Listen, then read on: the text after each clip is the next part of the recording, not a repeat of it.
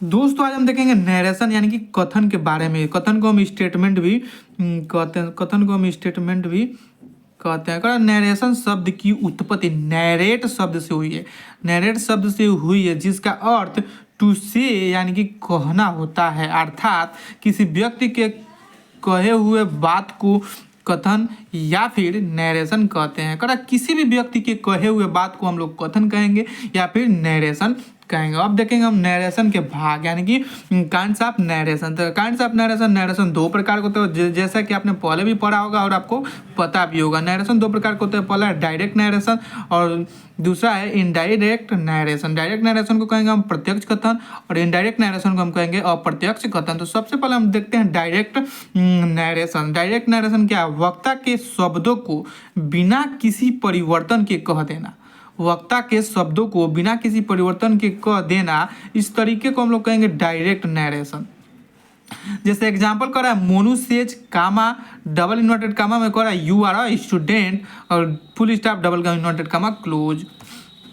अब indirect narration कर रहा है वक्ता के शब्दों को परिवर्तित कर अपने शब्दों में प्रस्तुत करना। ऐसा करते हुए वाक्य का अर्थ तथा उसका संदर्भ नहीं बदलना होता है। जैसे एग्जांपल करें Monu says that I am a student. ऐसा ध्यान में रखें कि अगर आप इनडायरेक्ट बनाएं तो उसका अर्थ तथा उसका संदर्भ नहीं बदलना चाहिए।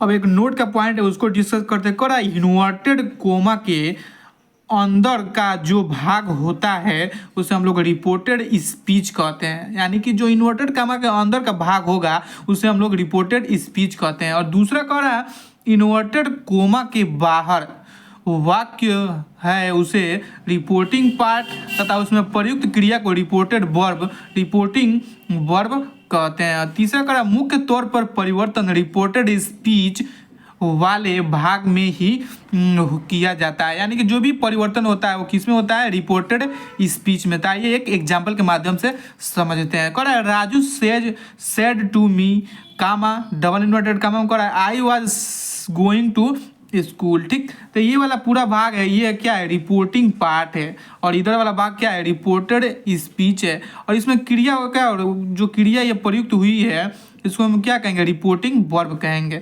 अब कह रहा है how to change direct to indirect, यानी कि डायरेक्ट से इनडायरेक्ट बनाने के क्या नियम है इसके बारे में डिस्कस कर लेते हैं। सबसे पहले हम करेंगे क्या? चेंज ऑफ पर्सन या फिर प्रोनाउन। सबसे पहले हम चेंज ऑफ पर्सन या फिर प्रोनाउन करेंगे, उसके बाद हम करेंगे चेंजेज ऑफ टेंस, उसके बाद हम टेंस में परिवर्तन करेंगे और उसके बाद क्या अदर पार्ट ऑफ स्पीच में परिवर्तन करेंगे जो कि आपको आगे बताया गया है। देखेंगे चेंज ऑफ पर्सन यानी कि पर्सन को हम कैसे चेंज करेंगे डायरेक्ट से इनडायरेक्ट बनाते समय। तो सबसे पहला करा है रिपोर्टेड स्पीच में प्रयुक्त फर्स्ट पर्सन को। रिपोर्टेड स्पीच में प्रयुक्त फर्स्ट पर्सन को रिपोर्टिंग सब्जेक्ट के अनुसार बदलता है। और दूसरा करा है रिपोर्टेड स्पीच में प्रयुक्त सेकेंड पर्सन रिपोर्टिंग ऑब्जेक्ट के अनुसार बदलता है। और तीसरा कह रहा है रिपोर्टेड स्पीच में प्रयुक्त थर्ड पर्सन नहीं बदलता है। यानी कि थर्ड पर्सन क्या होता है? No change. थर्ड पर्सन में क्या होता है?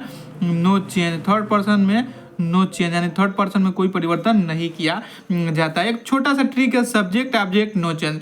सब्जेक्ट को फर्स्ट पर्सन के अनुसार बदलेंगे, ऑब्जेक्ट को सेकेंड पर्सन के अनुसार बदलेंगे और थर्ड पर्सन में नो चेंज होता है। ये एक ट्रिक है, इसको ध्यान में रखिएगा। करा change to helping verb.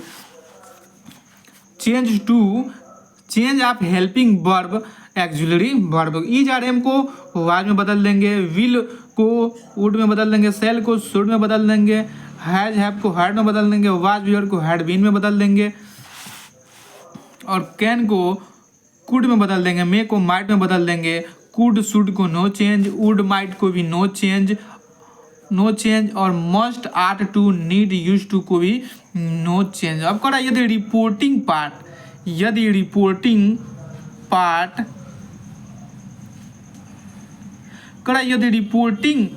Verb past में हो तो निम्न परिवर्तन होगा। दिस को डैट में, डिज को दोज में, नाउ को देन में, टुडे को डैट डे में, दस को सो में, हियर को देयर में, यस्टरडे को द प्रीवियस डे में बदलेंगे, टुमारो को द नेक्स्ट डे में, एगो को बिफोर में बदलेंगे, और लास्ट को प्रीवियस में बदलेंगे, नेक्स्ट को द फॉलोइंग में बदलेंगे, और टुनाइट को डेट नाइट में बदलेंगे। नोट करा निम्नलिखित 5 प्रकार के वाक्यों को डायरेक्ट से इनडायरेक्ट में बदलते हैं, यानी कि 5 प्रकार के वाक्यों को डायरेक्ट से इनडायरेक्ट में बदलते हैं। तो आपको पहले से भी पता होगा, एक बार और मैं बता देता हूँ। जैसे कि assertive sentence, interrogative sentence, imperative sentence, exclamative sentence और ऑप्टेटिव सेंटेंस। ये आता है सब्जेक्टिव केस, ऑब्जेक्टिव केस का एक फ्लो चार्ट जो कि आप बना सकते हैं और याद भी रख सकते हैं। ये बनाने में एक्टिव से डायरेक्ट से इनडायरेक्ट बनाने में काफ़ी हेल्प मिलती है आपको, तो ये बनाकर याद कर लेना। चेंजेज ऑफ टेंस करा, यदि रिपोर्टिंग वर्ब पास्ट में हो तो, यदि रिपोर्टेड वर्ब पास्ट टेंस में हो तो रिपोर्टेड स्पीच का टेंस निम्न प्रकार बदलता है। प्रेजेंट इंडेफिनिट को पास्ट इंडेफिनिट में, प्रेजेंट कंटिन्यूअस को पास्ट कंटिन्यूअस में, प्रेजेंट परफेक्ट को पास्ट परफेक्ट में, और प्रेजेंट परफेक्ट कंटिन्यूअस को पास्ट परफेक्ट कंटिन्यूअस में बदलते हैं। अब करा पास्ट इंडेफिनिट को पास्ट परफेक्ट में और पास्ट कंटिन्यूअस को पास्ट परफेक्ट कंटिन्यूअस में बदलते हैं। पास्ट परफेक्ट में नो चेंज और पास्ट परफेक्ट कंटिन्यूअस में भी नो चेंज होता है। यही सब रूल है जो कि आपको अच्छी तरह से समझ में आ गया होगा।